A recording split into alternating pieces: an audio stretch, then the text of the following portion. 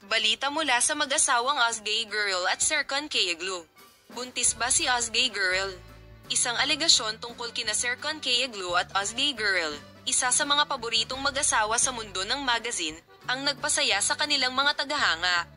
Sinasabing ang mag-asawa, na kilala sa kanilang masayang pagsasama, ay naghihintay ng isang sanggol. Kaya, buntis ba si Osgay Girl? Nagiging ama na ba si Serkan Kayaglu?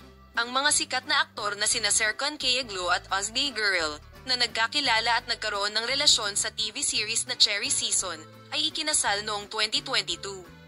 Isang alegasyon na ginawa ng mag-asawa, na ipinakita bilang isa sa mga paboritong mag-asawa ng mundo ng magazine, na biglang tumama sa agenda. Bagamat ang isang pahayag tungkol sa pagiging magulang ng mag-asawa ay lumikha ng malaking kagalakan sa mga tagahanga ng mag-asawa, ang mabilis na pagkalat ng balita ay gumawa din ng malaking epekto sa mundo ng magazine. Buntis ba si Osgay Girl?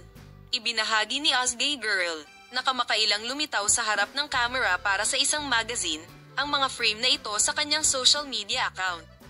Habang ang mga post ni Girl ay nakakuha ng pansin sa kanyang tiyan, ang pagbabago sa tiyan ng aktres ay nagbunga ng mga claim sa pagbubuntis.